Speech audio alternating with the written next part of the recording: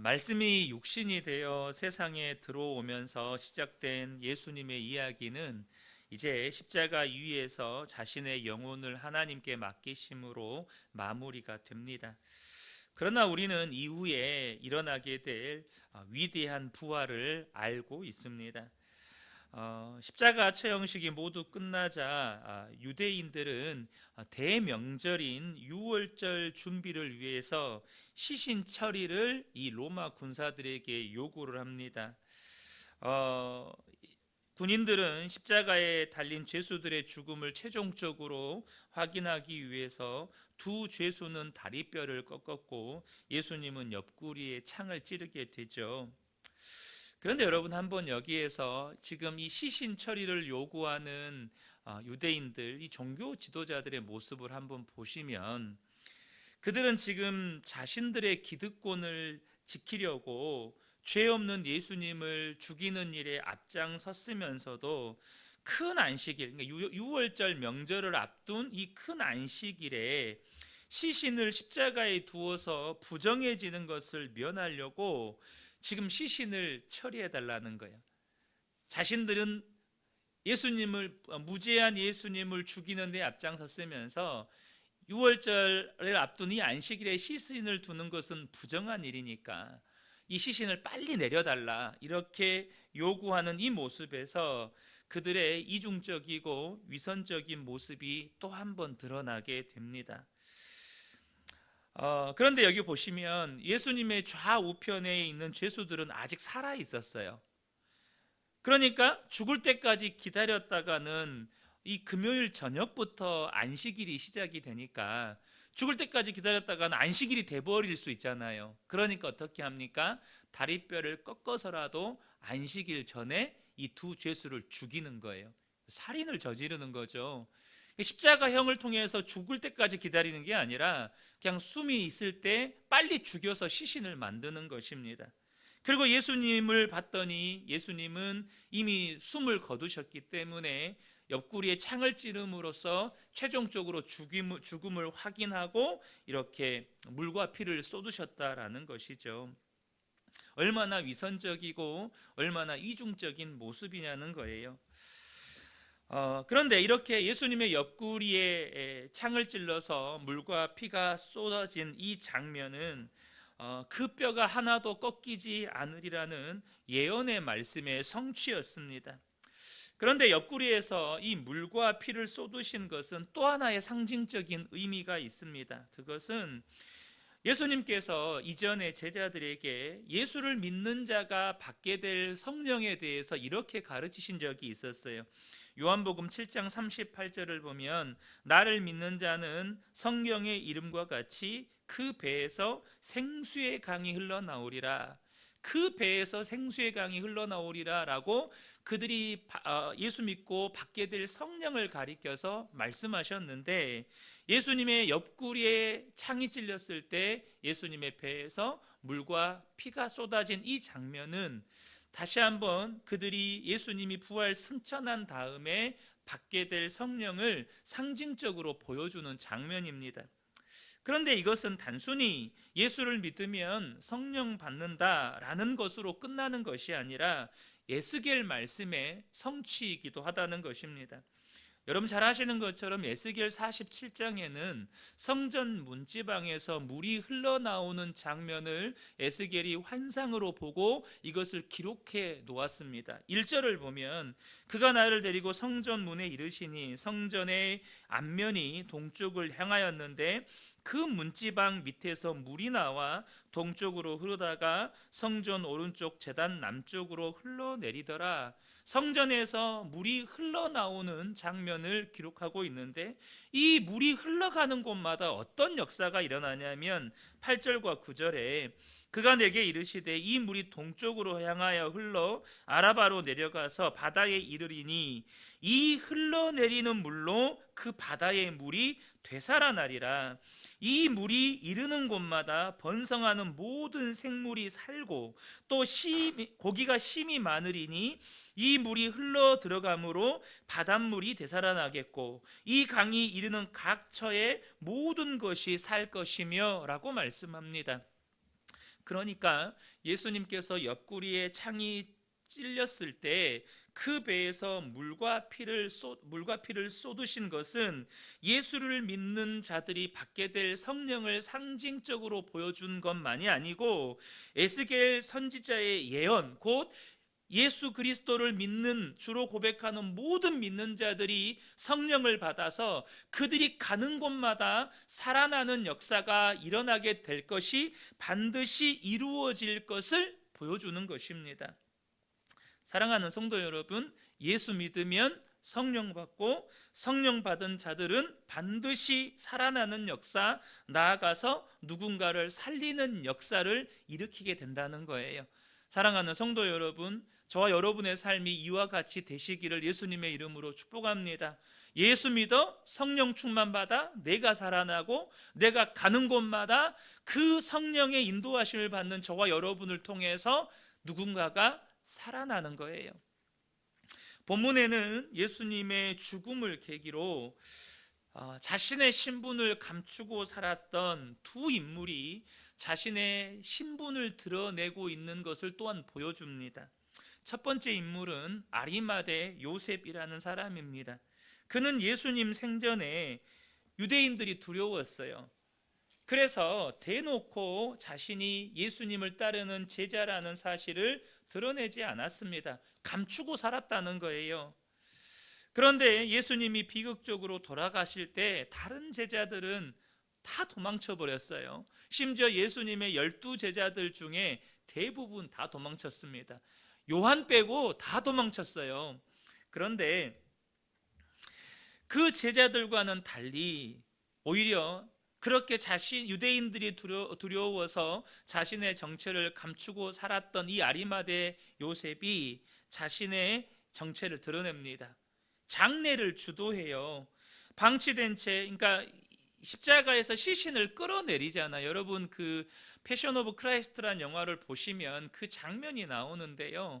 십자가에서 끌어내린다는 것은 장례를 치른다는 말이 절대 아닙니다. 이미 그들은 저주받은 자이기 때문에 십자가형을 치렀던 그 옆에 큰 구덩이가 있어서 그 십자가에 달려 죽은 시신들을 다 거기다가 버려서 방치를 합니다. 그러니까 지금 시신을 끌어내려서 이제 옆에 시신 구덩이에다가 던지는 것이 아니고 이 아리마대 사람 요셉이 나타나서 예수님의 시신을 달라고 요구를 하고 예수님의 장례를 주도한다는 거죠. 그러니까 지금 유대인들이 두려워서 자신의 정체를 감췄던 아리마대 요셉이 간접적으로 내가 예수를 따르는 사람이라고 자신의 신분을 드러내는 거예요.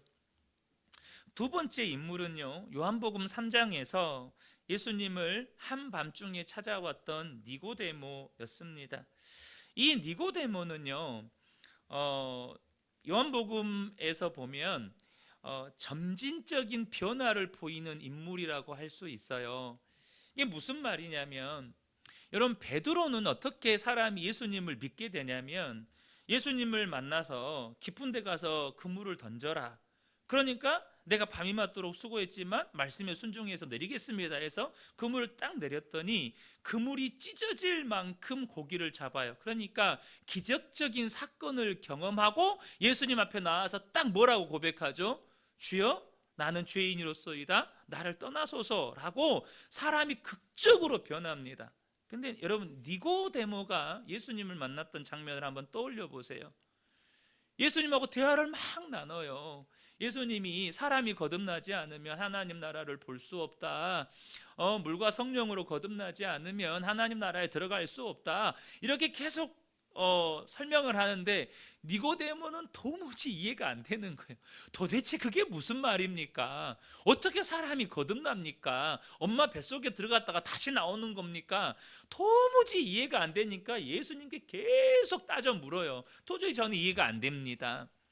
여러분, 사람은요 베드로처럼 극적인 사건 혹은 하나님과의 어떤 특별한 만남을 통해서 변화되기도 하고, 니고데모처럼요 이렇게 말씀 가지고 씨름하다가 하나님 도저히 안 믿어져요, 도저히 이해가 안 돼요. 내 삶에 하나님이 이렇게 하시는 일들이 나는 도저히 이해가 안 됩니다. 어떻게 그러실 수 있습니까? 이렇게 하나님과 씨름하다가 변화되기도 해요. 중요한 건요, 오늘 뭘 우리에게 보여주냐면 그 이후에 니고데모에 대한 기록이 없습니다. 니고데모가 어떻게 해서 예수님을 믿게 됐고 그가 어떻게 변화되었고 그 중간에 그가 어떤 삶을 살았는지에 대한 성경의 기록은 없어요. 그런데 예수님의 장례 때 니고데모가 나타납니다. 니고데모는 유대인의 지도자였고 동시에 로마 관료였습니다. 그러니까 유대 사회에서 종교 기득권자이기도 했고 또 로마를 섬기는 세상의 신하이기도 했어요. 로마를 섬기는 이 세상의 신하이기도 했다는 거예요. 그런데 이 안식일이 지날 때까지 예수님의 시신의 부패를 지어내줄 몰약과 침량 섞은 것 100리트라를 가지고 참여합니다. 마치 이제 곧 부활하셔서 왕으로 등극하실 예수님의 장례를 참여하는 신하처럼 본문의 묘사가 되어 있어요.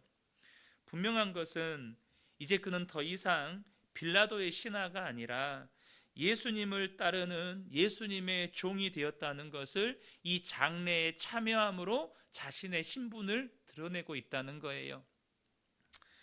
여러분, 때로는 아리마대 요셉처럼 자신이 예수 믿는 것을 직장 생활하면서 드러내고 사회생활하면서 드러낼 때 뭔가 손해볼 것 같고 뭔가 피해받을 것 같고 그래서 두려워서 자신의 신분을 정말로 대놓고 드러내지 못한 아리마대 요셉 같은 사람도 있고, 때로는 도저히 하나님이 하시는 일이 이해가 안 돼서 하나님은 도저히 이해가 안 됩니다. 이 말씀도 이해가 안 되고 하나님이 나에게 이렇게 하신 것도 이해가 안 되고 그렇게 하나님과 씨름하면서 그렇게 신앙생활 하는 사람도 있어요. 그런데 분명한 건 오늘 본문이 뭘 말해주냐면 내가 정말로 예수님을 따르는 제자라면, 정말로 예수님을 믿는 그리스도인이라면 그 사람은 반드시 세상에 자신의 신분을 드러낼 수밖에 없다는 것입니다. 사랑하는 성도 여러분, 저와 여러분이 예수님의 제자요, 정말로 예수를 믿는 그리스도인이라면 우리는 세상에 내 신분이 그리스도인이라는 것을 드러낼 수밖에 없다는 사실을 꼭 기억하셨으면 좋겠습니다. 그럼 어떻게 드러내는 것입니까? 마태복음 5장 14절부터 16절을 보면 너희는 세상의 빛이라. 산 위에 있는 동네가 숨겨지지 못할 것이요 사람이 등불을 켜서 말 아래 두지 아니하고 등경 위에 두나니 이러므로 집안의 모든 사람에게 비치느니라. 이같이 너희 빛이 사람 앞에 비치게 하여 그들로 너희 착한 행실을 보고 하늘에 계신 너희 아버지께 영광을 돌리게 하라. 내가 예수를 믿는데 세상을 살아갈 때 주변 사람들이 내가 예수 믿는 사람인 줄을 모른다면 우리의 신앙은 정말로 다시 한번 점검해 봐야 합니다. 분명히 예수님은 우리를 빛이라고 말씀하셨고 그 빛은요 반드시 사람 앞에 비치게 된대요. 사람 앞에 비치게 된다는 거예요. 무엇으로 우리의 빛을 비춥니까? 16절 방금 보셨던 너희의 착한 행실로 비춘다는 거예요. 여러분, 성도는 예수 믿지 않는 세상 사람들과 행실이 달라야 한다는 것입니다. 아니, 다를 수밖에 없어요. 왜 다를 수밖에 없습니까? 앞서 예수님께서 십자가에서 죽으실 때 물과 피를 쏟으셨습니다. 이것은 성령을 말씀한다고, 상징적으로 보여준다고 말씀을 드렸습니다. 바로 우리 안에 계신 성령께서 우리를 계속해서 빛으로 이끄시기 때문입니다. 우리를 계속해서 빛으로 이끄시기 때문에 우리의 말이 달라질 수밖에 없고 우리의 행실이 달라질 수밖에 없고 우리의 삶은 달라질 수밖에 없어요. 그렇게 빛으로 이끄시는 과정 중에 요셉처럼 때로는 세상의 시선이 두려워서 감추고 살 수도 있고 니고데모처럼 그렇게 하나님과 씨름할 수도 있어요. 그러나 반드시 우리의 삶은 우리 안에 계신 성령으로 인하여서 빛으로 이끌림을 받게 되고 빛으로 이끌림을 받는 우리의 삶은 세상 사람들에게 착한 행실로서 드러날 수밖에 없다는 것입니다. 사랑하는 성도 여러분, 오늘 이 고난주간 특별 새벽 예배 마지막 날 말씀입니다. 예수님께서 십자가에서 물과 피를 쏟으심으로 예수 믿는 모든 자는 반드시 성령 받게 될 거라고 말씀해 주셨고, 그 성령께서는 반드시 우리의 삶을 빛으로 이끄십니다. 그러므로 이 새벽에 함께 예배하는 우리 모든 성도님들이 오늘도 성령님을 사모하고 바라볼 때 그 성령님께서 나를 빛으로 이끌어 가시는 은혜, 그리고 나의 삶이 빛이 되어서 누군가에게 비춰지는 은혜를 경험하게 되시기를 예수님의 이름으로 축복합니다.